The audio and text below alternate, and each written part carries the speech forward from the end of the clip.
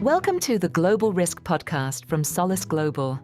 This is your weekly global intelligence briefing, covering the key geopolitical and security developments shaping the world.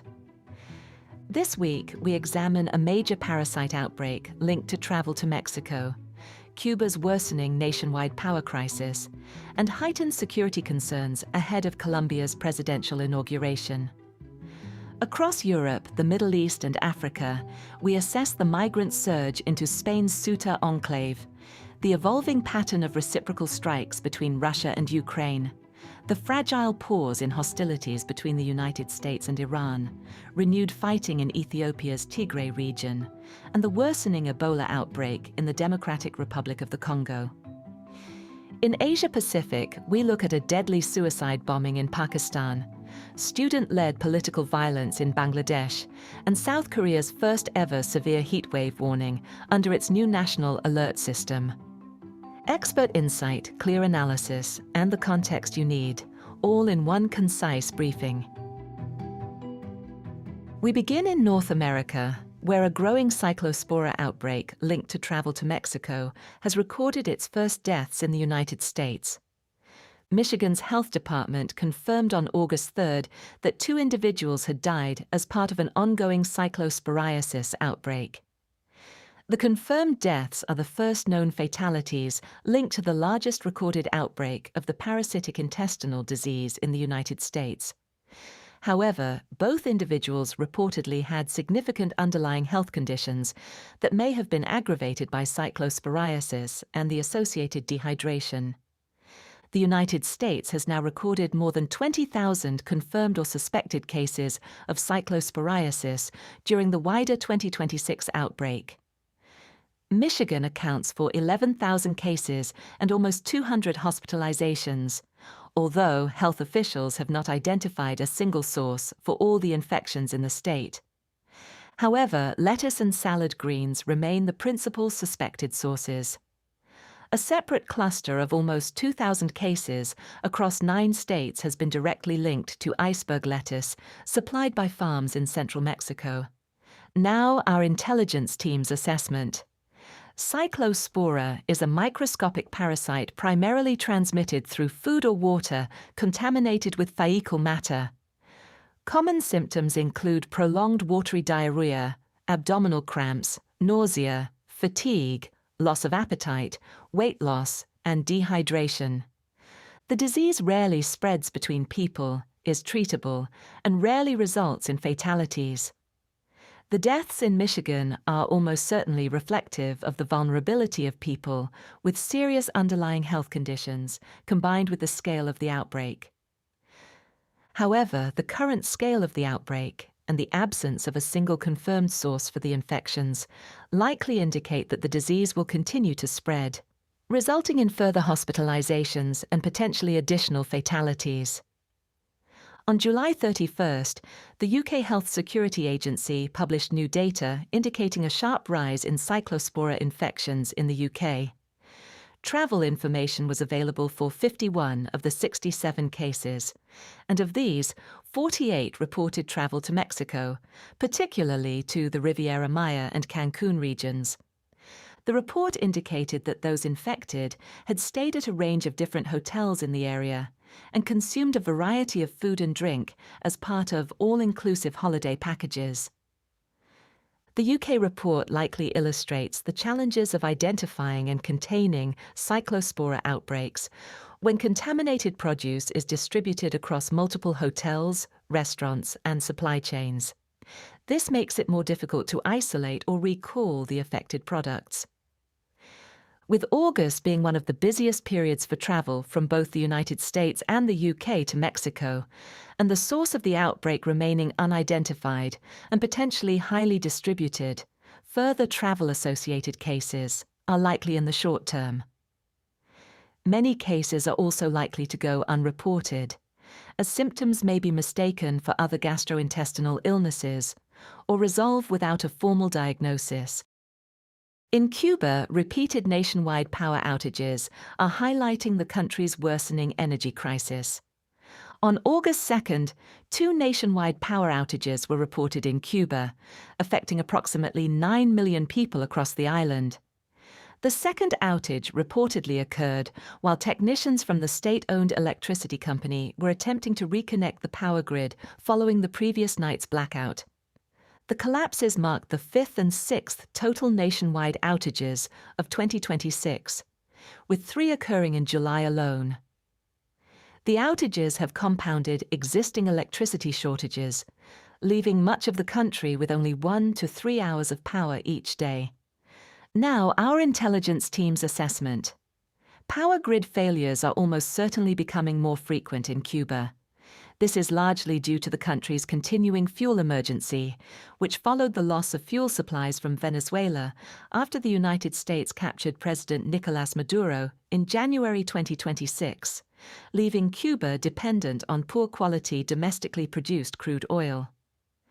The severity of the power outages is further compounded by the age of Cuba's electricity grid, which is decades old and has suffered from a prolonged lack of maintenance. High summer temperatures have also likely worsened the crisis, as average temperatures of between 25 and 34 degrees Celsius drive spikes in electricity demand while reducing the efficiency of power systems. The accelerating blackouts coincide with growing pressure from the United States on the Cuban regime. Washington has repeatedly demanded that Havana make significant political concessions, including committing to major economic and political reforms, before it will ease the fuel blockade on the country. The current U.S. administration has identified political change in Cuba as a key foreign policy objective. On July 20th, the U.S. State Department published a 100-page report arguing that Cuba is at the center of global terrorist and activist networks that collectively represent one of the single largest, most sophisticated, and dangerous vectors for hostile foreign influence in the United States. Washington's maximalist objectives likely explain why the Cuban government's major economic reform package in July did not result in any notable shift in the Trump administration's position. U.S. officials almost certainly assess that, as the power and economic crisis worsens, the Cuban government will be forced to make even more far-reaching concessions or face growing civil unrest, eventually losing the ability to govern parts of the country. Such concessions would likely include the removal of President Miguel Díaz-Canel from power, but may not extend to the wider Communist Party-centered regime, in a scenario similar to that which materialized in Venezuela following Maduro's removal. Meanwhile, Colombia is preparing for President-elect Abelardo de la Espriela's inauguration amid concerns that armed groups could attempt to disrupt the event. On August 1st, an explosive device mounted on a truck detonated near a police station in Cúcuta, Norte de Santander department, injuring 14 people. Local authorities have linked the attack to the upcoming inauguration of President-elect Abelardo de la Espriela, which is scheduled to take place in Cali on August 7th. On August 4th, incumbent President Gustavo Petro warned that groups linked to drug trafficking had moved dozens of tons of explosives to Cali to carry out terrorist attacks during President-elect de la Espriela's inauguration. The claims have not been verified by the Colombian police, and there have been no arrests or seizures of explosives in Cali following Petro's warnings. Colombian officials have reported that approximately 11,000 security personnel will be deployed to Cali for the inauguration. Norte de Santander is one of the epicenters of Colombia's civil conflict due to its strategic location on the border with Venezuela. In January 2025, the National Liberation Army launched a major offensive against splinter groups of the Revolutionary Armed Forces of Colombia. Now our intelligence team's assessment. De la Espriela ran his presidential campaign on a promise to crack down on organized crime and militancy in Colombia, pledging to abandon Petro's total peace plan, which prioritized negotiation over coercive action as a means of containing the country's armed groups. During the campaign, Colombian media reported several alleged assassination plots targeting De la Espriela, highly likely organized by Colombia's powerful militant groups. In July, De la Espriella claimed that the National Liberation Army and splinter groups of the Revolutionary Armed Forces of Colombia had placed a 3 billion Colombian pesos bounty, approximately $930,000 on his life. These groups likely seek to avoid direct armed confrontation with the Colombian government because of the high economic costs and the potential disruption to their revenue streams. Instead, they use bombings and assassination threats to pressure the government into adopting a less confrontational approach. Colombia's armed groups have generally prioritized attacks against police and security forces. However, there have been notable attacks targeting civilians, including in April 2026, when the bombing of a bus in Ceuta killed 20 civilians and injured 36 others. The choice of Cali as the location for De la Espriella's inauguration highly likely reflects the president-elect's focus on security. Cali has long been one of the epicenters of Colombia's internal conflict, and there have been several notable recent attacks by armed groups in the city. In August 2025, a car bomb targeting a military base in the city killed 5 people and injured 36. In June of the same year, a wave of explosions and shootings in the city and neighboring towns killed at least 7 people. While the accuracy of President Petro's statement cannot be verified, several Colombian militant groups highly likely retain an interest in carrying out actions, including bombing attacks aimed at symbolically disrupting the transfer of power and undermining the new administration. The inauguration venue, the Santiago de Cali University campus, will almost certainly have a substantial security presence, making it less likely that armed groups will stage attacks in its immediate vicinity. However, they may instead target peripheral security, such as police officers or facilities elsewhere in the city, transport routes, or other symbolic locations, including government buildings. In the medium term, a De la Espriella presidency is likely to increase the risk of violence driven by armed groups targeting civilians and government assets. De la Espriella will almost certainly implement several mano dura policies against militant groups, including expanded area denial operations and increased strikes in militant-controlled areas. Additionally, increased joint operations with regional powers and the United States are highly likely either through joining the U.S.-led Shield of the Americas anti-cartel alliance or by allowing U.S. forces to conduct strikes on Colombian territory, as envisioned under the Joint Task Force Western Hemisphere framework recently announced by Washington.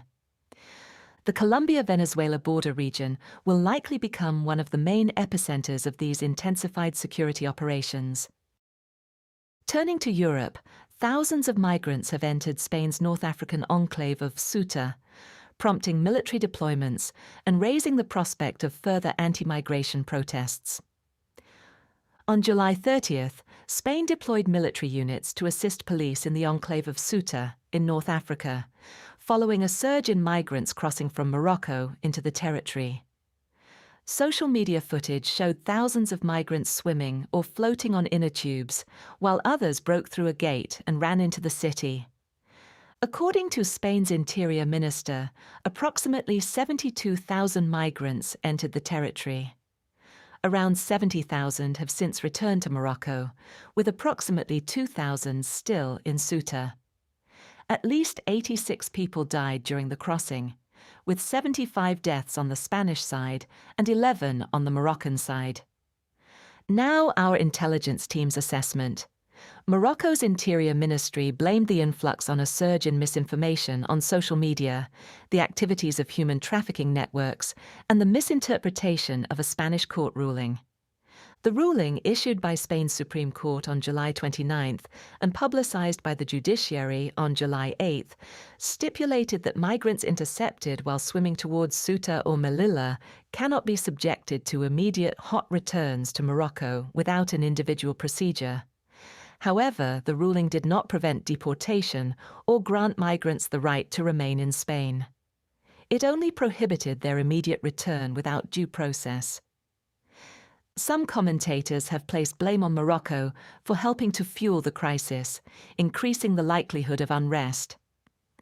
Morocco controls the departure side of the border, and initial enforcement appeared limited. Witness accounts indicate that Moroccan personnel were initially passive before later intervening. During the May 2021 Ceuta crisis, when between 6,000 and 9,000 illegal migrants crossed into the enclave, Morocco sharply reduced border enforcement amid a diplomatic dispute after Spain admitted Western Sahara independence leader Brahim Ghali for medical treatment. The current situation could be linked to the rivalry between Morocco and Algeria, with Spanish Prime Minister Pedro Sánchez having visited Algiers on July 20th. However, deliberate Moroccan orchestration has not been publicly proven, and Morocco continues to deny any deliberate involvement. There is a realistic possibility of protests in Ceuta following the influx of migrants. Santiago Abascal, leader of the conservative Vox Party, and other far-right figures have visited the city and characterized the influx as an invasion. However, on August 2nd, hundreds of Ceuta residents mobilized against a planned far-right anti-migrant rally, prompting organizers to cancel the event. Should protests occur in Ceuta, localized demonstrations are particularly likely around Plaza de los Reyes, where the central government's local delegation is based. Meanwhile, hundreds of anti-migration protesters gathered outside the Moroccan embassy in Madrid on July 31st. And further far-right demonstrations across mainland Spain are likely. In Ukraine, Kyiv has concluded a 40-day campaign of long-range strikes, while Russia continues large-scale missile attacks against civilian logistics infrastructure. On August 4th, the Security Service of Ukraine published a summary marking the conclusion of the 40-day campaign of mid- and long-range strikes against Russia, authorized by President Volodymyr Zelensky on June 25th. The SBU stated that it had conducted more than 100 successful strikes against strategically important facilities in Russian territory and in occupied areas of Ukraine. These included military-industrial complex enterprises, air bases, air defense assets, command posts of the occupying forces, warships and tankers belonging to the Shadow Fleet, oil refineries, and transport and military logistics facilities. The final week of the campaign was characterized by the continuation of near-daily strikes against warehouses and logistics centers belonging to Wildberries, Russia's largest online retailer, often referred to as the Russian Amazon. Wildberries warehouses were targeted in Volgograd Oblast on July 31st, Samara Oblast on August 2nd, and Vladimir Oblast on August 3rd. A logistics hub in Chekhov, Moscow Oblast, was also struck on August 4th, alongside reported impacts at Wildberries facilities in Leningrad and Tver Oblasts. Russian long-range strikes against Ukraine have also continued at a high intensity. Overnight, from July 31st to August 1st, Russian forces launched 35 missiles and 185 one-way attack unmanned aerial vehicles and decoys, primarily targeting sites in Kyiv Oblast. Authorities reported 9 people killed and 33 wounded, with fires and damage recorded across 7 districts of Kyiv city. Notably, the Lithuanian embassy in Kyiv was reportedly damaged after 2 missiles landed in close proximity to the building. Overnight from August 4th to 5th, Russian forces carried out a further large-scale attack against Kyiv city and Kyiv Oblast. The strike package comprised 28 missiles and 115 one-way attack, unmanned aerial vehicles and decoys. Authorities reported at least 17 people killed and 44 injured. President Zelensky stated that the main targets were warehouses belonging to civilian enterprises, while the Russian Ministry of Defense claimed it had targeted logistics and distribution centers associated with Ukraine's unmanned aerial vehicle industry. Now, our intelligence team's assessment.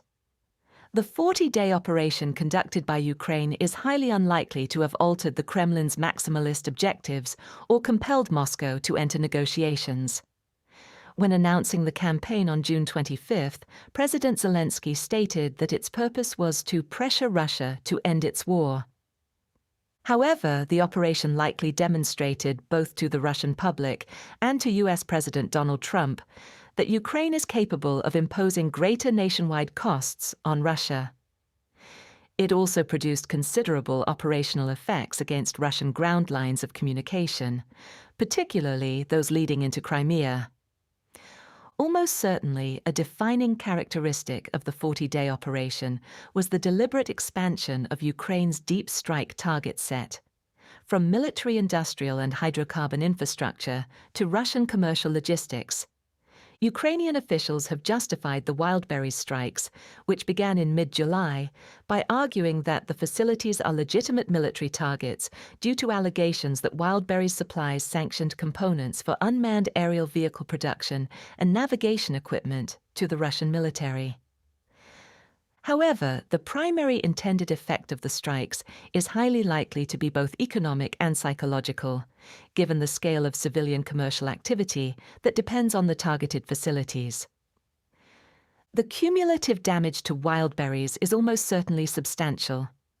Potential losses to sellers have been preliminarily estimated at between $2.7 billion and $3.5 billion.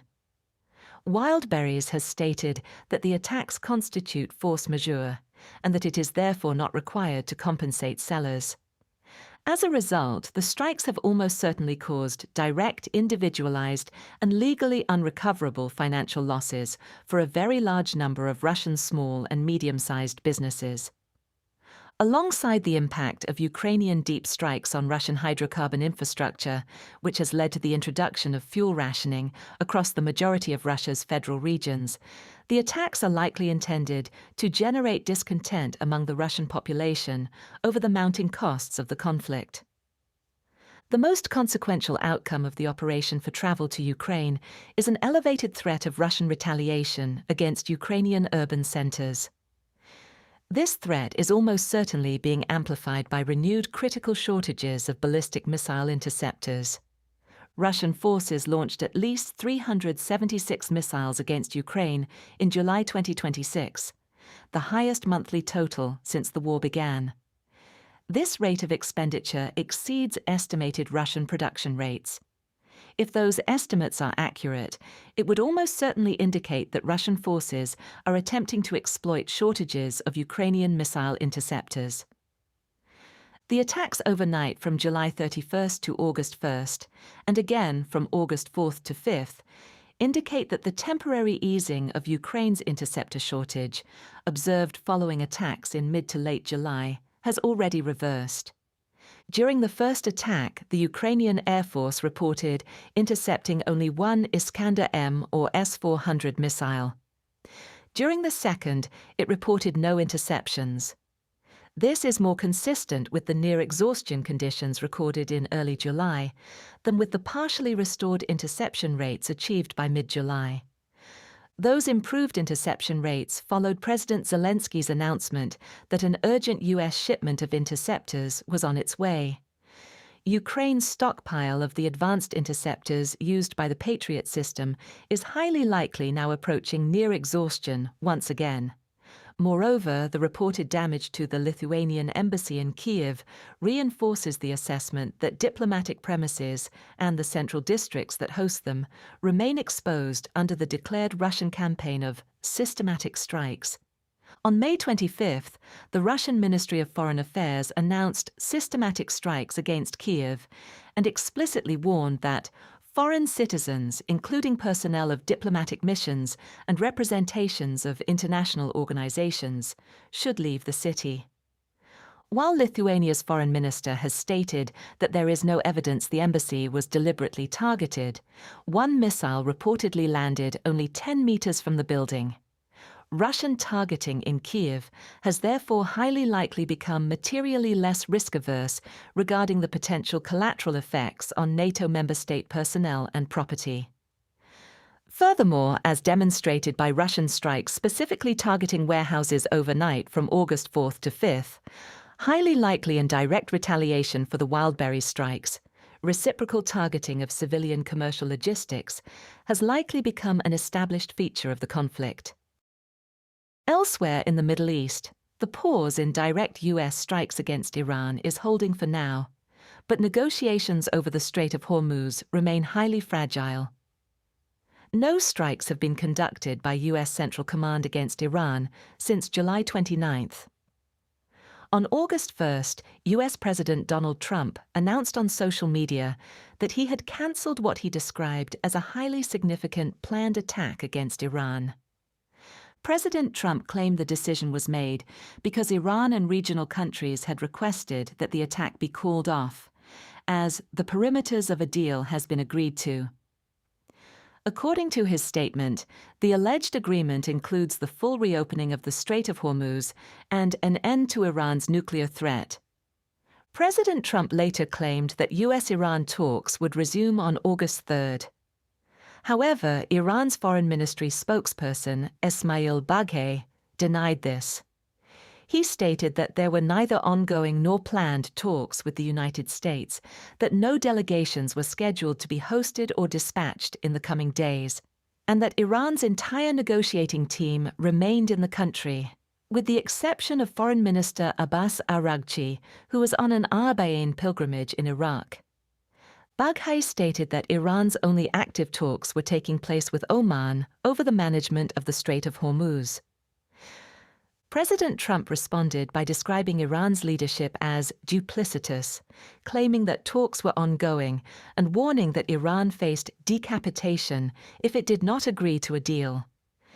Iran-Oman negotiations on managing the Strait of Hormuz are reportedly close to a deal. Baghaei stated on August 5th that a joint announcement is being finalized if certain third parties do not obstruct this process. The proposal reportedly entails a 60-day extendable mechanism under which vessels would enter the Persian Gulf by transiting an Iran-controlled channel and exit via an Oman-controlled channel. However, a senior Iranian official has reportedly briefed that Oman would be required to notify Iran before clearing outbound vessels, ensuring Tehran would retain the option to intervene. Some reports indicate that vessels may be required to pay a service fee, with the revenues split between Iran and Oman. However, conflicting reports conversely indicate that no fees would be levied during the temporary 60-day period. Baghaei has also stated that, regardless of any deal with Oman, the strait will remain closed until the U.S. ceases its aggression. Kinetic activity between July 30th and August 6th has notably consisted of at least 3 attempted attacks against vessels transiting the Strait of Hormuz near Oman, outside the Iran-enforced route, on August 2nd and 3rd. These included 2 near misses and 1 instance of a cargo vessel reporting that it had been struck by an unknown projectile.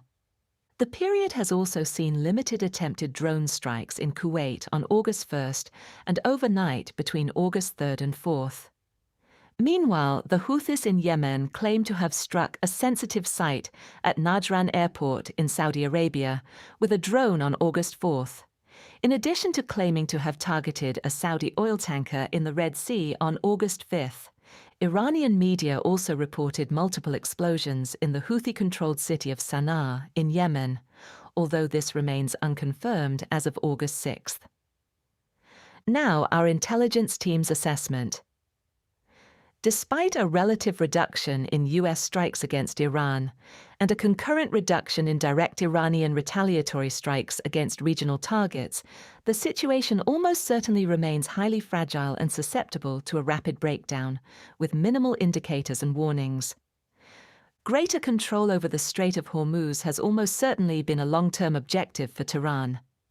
Such control would not only provide the regime with a potential source of revenue through the collection of fees, but also strengthen its deterrence, with Iran's closures of the Strait of Hormuz having almost certainly been its most significant source of leverage throughout the conflict. If accurate, the Iran-Oman proposal, reportedly close to agreement, would effectively give Tehran the ability to leverage passage through the Strait of Hormuz to advance its objectives for at least a 60-day period.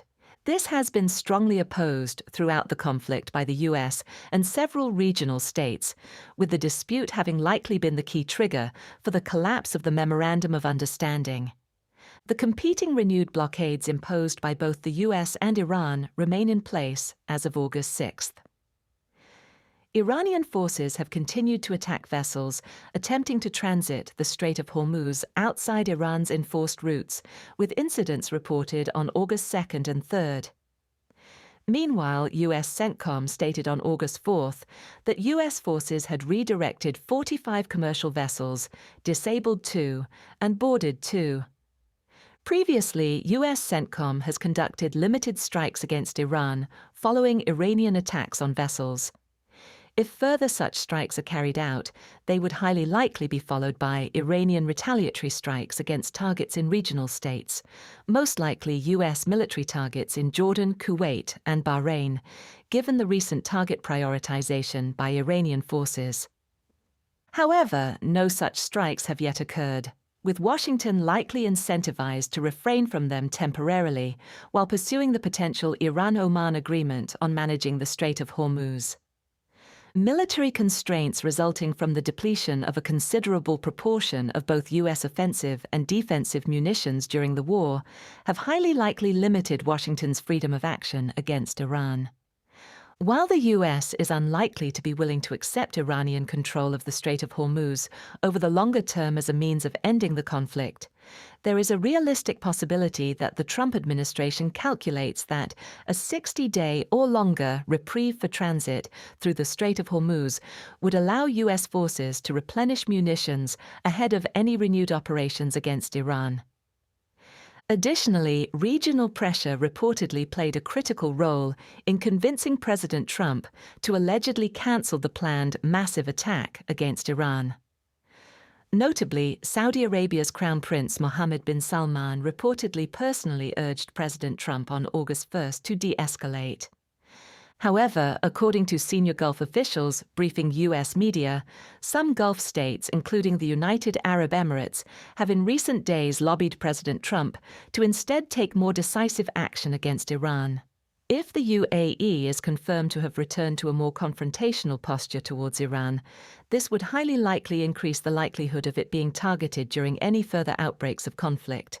There is almost certainly significant concern among regional states, particularly Saudi Arabia and Qatar, that U.S. strikes against Iranian infrastructure would trigger considerable Iranian retaliation against regional oil and gas infrastructure, as repeatedly threatened by the IRGC and Iranian officials.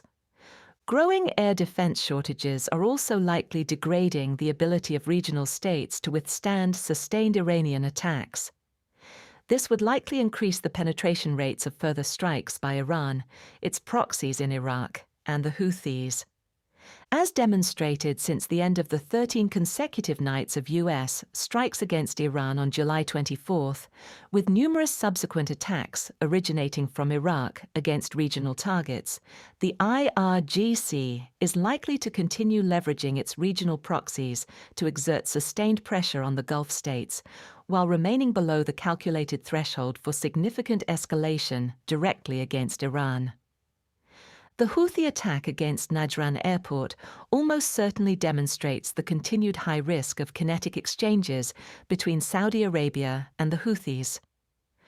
This is highly likely to persist for as long as the Houthi maritime embargo against Saudi Arabia remains in force.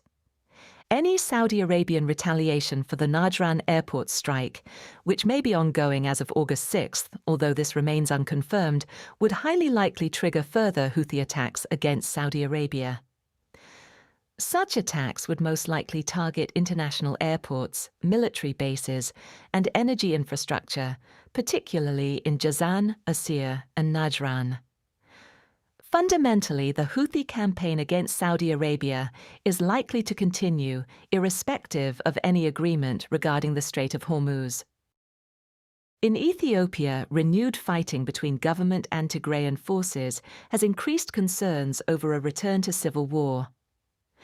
On August 1st, fighting broke out between the Ethiopian National Defense Force and the Tigrayan Defense Forces in Sherarina, western Tigray, near the border with Sudan. According to a member of the Tigray People's Liberation Front, the clashes involved heavy artillery and drones. The fighting continued into August 2nd, before subsiding in what was described as a de-escalation by 5 p.m. Several people were killed after projectiles struck refugee camps along the Sudan-Ethiopia border. A military buildup was also observed in southern Tigray, prompting hundreds of civilians to flee towards Raya-Kobo. According to the TPLF, the Ethiopian army launched a large-scale infantry offensive.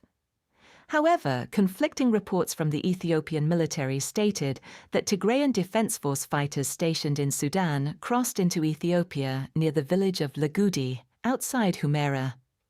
Residents in the border area reported that the Tigrayan force, known as Army 70, displaced farmers and looted the properties of agricultural investors, forcing them to flee to urban centers. The ENDF subsequently claimed to have launched attacks on TDF positions in Sherarina to push them back. Following the cessation of fighting, the ENDF established checkpoints at the main access points to Humera. All movement outside the city limits has been prohibited, effectively preventing farmers from accessing the surrounding agricultural fields. Now our intelligence team's assessment. Relations between the TPLF and the federal government have deteriorated sharply over the past year. Addis Ababa revoked the TPLF's legal status as a political party in May 2025, leaving Tigray outside the normal institutional framework. Tigray was then excluded from the national elections on June 1, 2026, with the National Election Board citing unfavorable conditions linked to the unresolved dispute between the federal government and the TPLF. These clashes are the second between the Tigrayan Defense Forces and the Ethiopian National Defense Force in 2026, following fighting in January, which marked the first since the end of the 2020 to 2022 conflict. Since February 2026, the ENDF has deployed heavy artillery and troops along Tigray's borders, fueling widespread fears of a further escalation between government and Tigrayan forces. Sherarina is strategically sensitive, with western Tigray remaining disputed between Tigray and Amhara since the civil war. The fighting around Sherarina almost certainly threatens the Pretoria Agreement, the peace treaty signed between the Ethiopian government and the TPLF in November 2022 that brought an end to the 2-year Tigray War. Should Tigray return to civil war, the conflict would almost certainly risk becoming entangled with Sudan's civil war. Amid allegations of a loose proxy alignment, in which the Ethiopian federal government supports the paramilitary Rapid Support Forces, while the Sudanese Armed Forces backs the Tigray People's Liberation Front. Renewed conflict in Tigray would almost certainly result in a heightened security posture in Addis Ababa, including additional checkpoints, increased police and military deployments, and tighter security around government sites, airports, hotels, diplomatic areas, and transport hubs. It would also almost certainly increase the risk of arbitrary detention. There would also be a heightened risk of demonstrations and counter-demonstrations involving the Tigrayan community in Addis Ababa.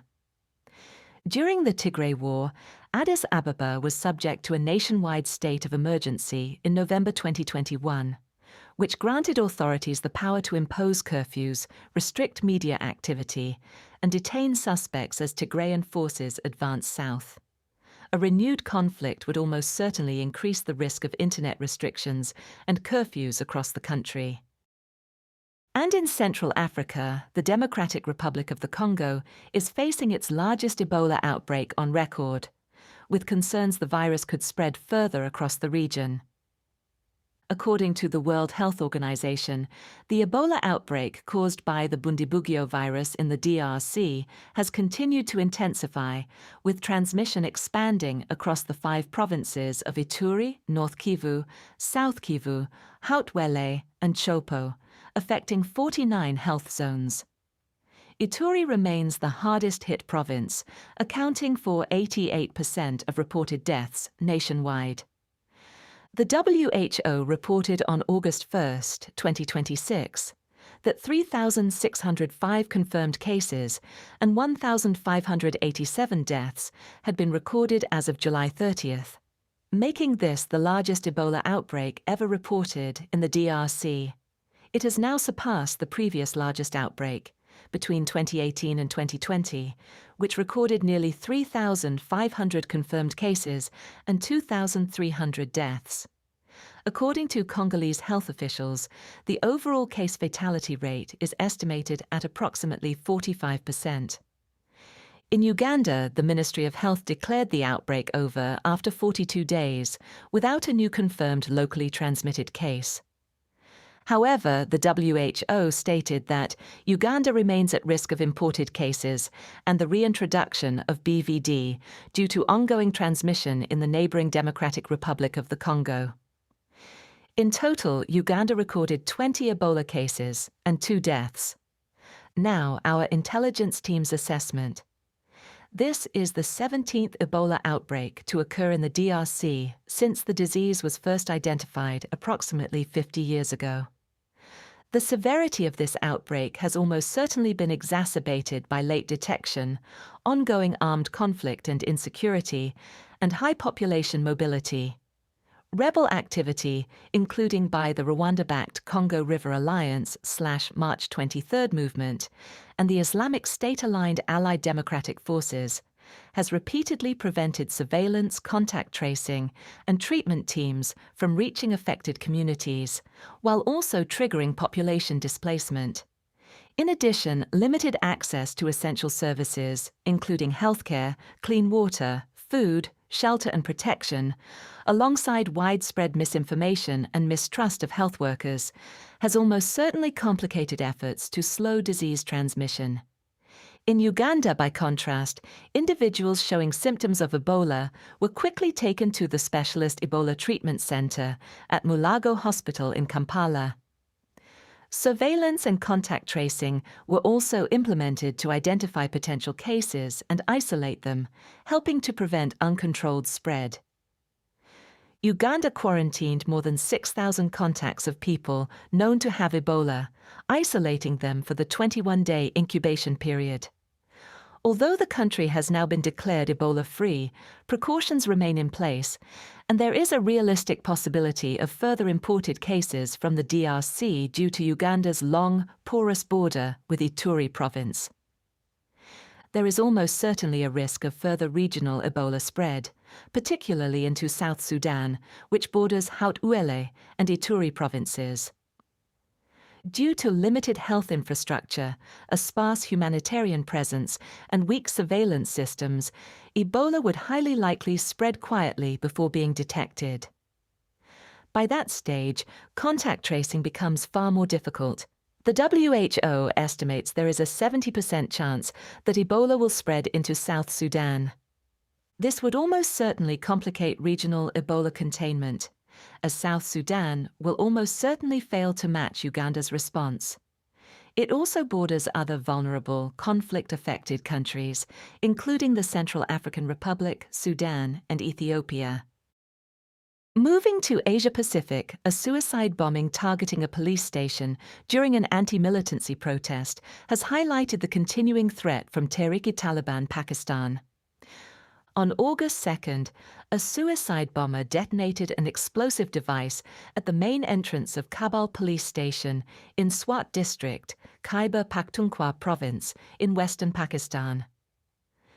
The explosion occurred during an anti-militancy demonstration held close to the police station, which had attracted hundreds of participants calling for an end to militancy in the Swat Valley.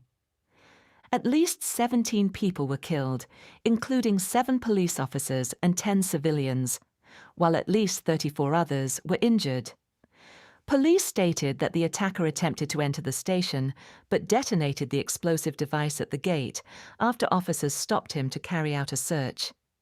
Tehreek-e-Taliban Pakistan subsequently claimed responsibility for the attack, stating that the police station was the intended target.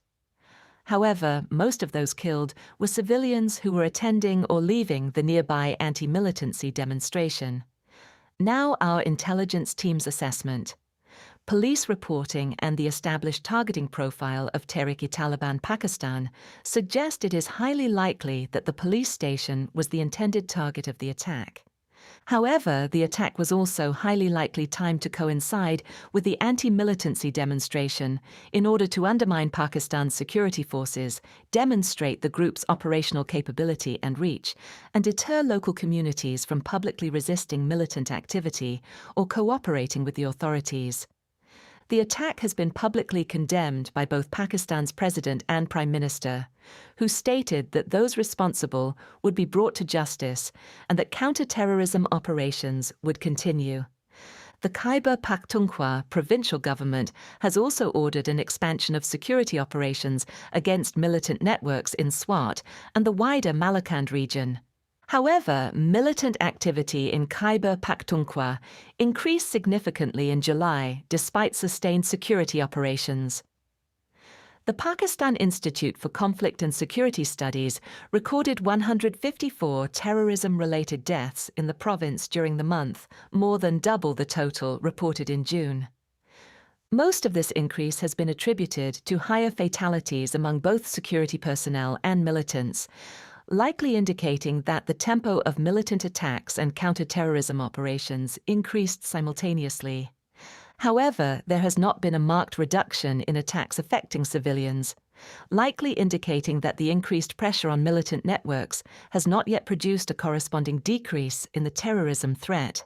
Pakistani officials have continued to accuse the Afghan Taliban of facilitating and supporting militant networks in Pakistan, including by providing sanctuary and logistical support to Tehreek-e-Taliban Pakistan fighters operating from Afghan territory. While most militant attacks in Pakistan's insecure western provinces do not immediately lead to cross-border strikes, there is a realistic possibility that the high-profile nature of the Swat attack, combined with its high casualty toll, will prompt Pakistani airstrikes against militant networks in Afghanistan. In Bangladesh, violent clashes between rival student groups once again demonstrate the role university organizations continue to play in political unrest. On August 4th, large-scale violence was reported at the Dhaka campus of Jagannath University, with the clashes spilling over into the National Medical College Hospital.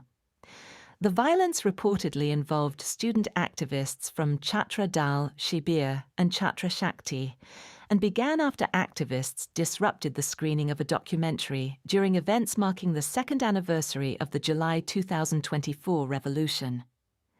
Several journalists were reportedly injured during the clashes. Other incidents of violence, resulting in at least 10 injuries, were also recorded at universities in Dhaka, Rangpur, and Barishal. JCD is the student wing of the ruling Bangladesh Nationalist Party. Shibir, short for Bangladesh Islami Chhatra Shibir, is the largest Islamist student organization in Bangladesh and serves as the student wing of the country's largest Islamist party and main opposition force, Jamaat-e-Islami. Chhatra Shakti is the student wing of Bangladesh's third largest party, the National Citizen Party, which is led by student leaders from the July 2024 revolution that toppled the government of Sheikh Hasina. Now, our intelligence team's assessment. The student wings of Bangladesh's major political parties are among the principal perpetrators of mob violence in the country. They are often used as shock troops to establish control over universities, schools, local public administration offices, public service infrastructure, such as buses and other forms of public transport, and even private sector operations. Establishing informal territorial control, particularly around universities and public sector offices, can be highly lucrative due to the pervasive Shanda system. This term refers to extortionary payments imposed on small businesses. Before the July 2024 revolution, the Bangladesh Chhatra League, the student wing of Sheikh Hasina's Awami League, was a key tool used by the government to suppress dissent. Reporting has linked the Bangladesh Chhatra League to approximately 15% of all political violence incidents in Bangladesh during the 5 years leading up to the revolution. Following the removal of Sheikh Hasina and the Awami League from power, the emerging parties that supported Mohamed Yunus's interim government engaged in often violent competition to fill the vacuum left by the Awami League. They sought to secure control over key sources of income and strategically important local institutions. This competition was almost certainly a major driver of the persistently high levels of political violence between July 2024 and the first post-Hasina elections in February 2026, which were won by the Bangladesh Nationalist Party. The Bangladesh Nationalist Party's election victory has almost certainly failed to resolve this inter-party competition, with clashes between student groups continuing to erupt periodically on university campuses.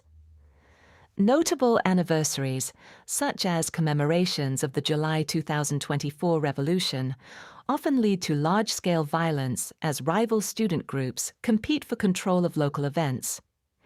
Even localized clashes have a realistic possibility of spilling beyond university campuses, posing a significant threat to bystanders.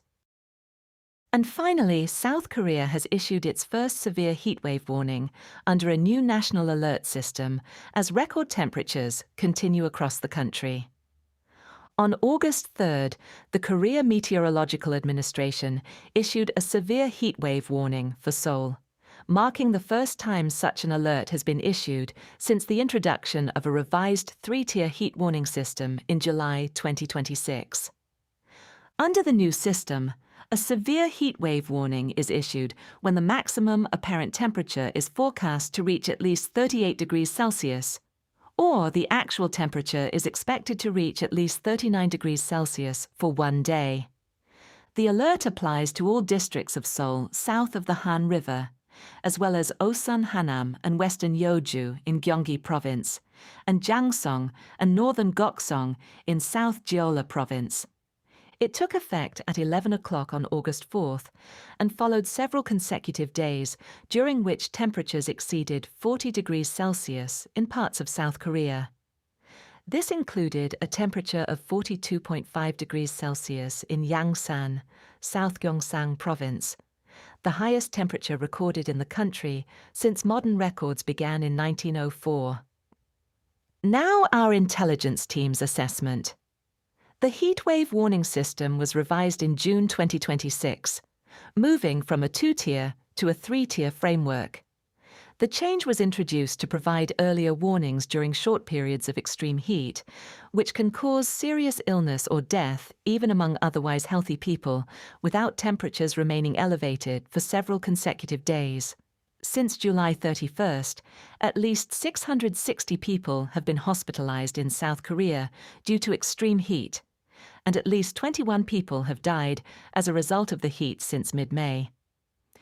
Under the revised system, when a severe heatwave warning is issued, the authorities advise people to immediately suspend outdoor activities, move to an air-conditioned building or designated cooling shelter, and check on vulnerable individuals, including relatives, neighbors, children, and pets.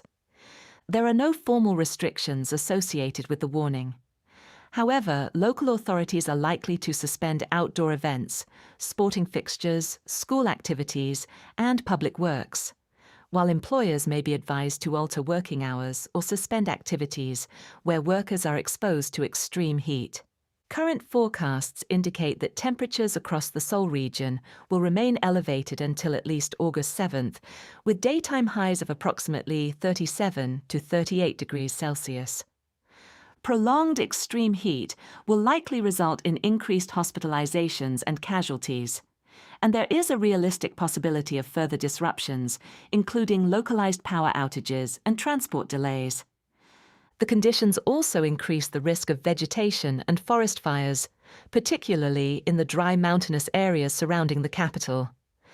However, a repeat of the 2025 South Korea wildfires, which killed more than 30 people and displaced over 30,000, is currently assessed as unlikely, as present conditions lack the same combination of sustained drought, very low humidity, and strong winds that contributed to the rapid spread of those fires.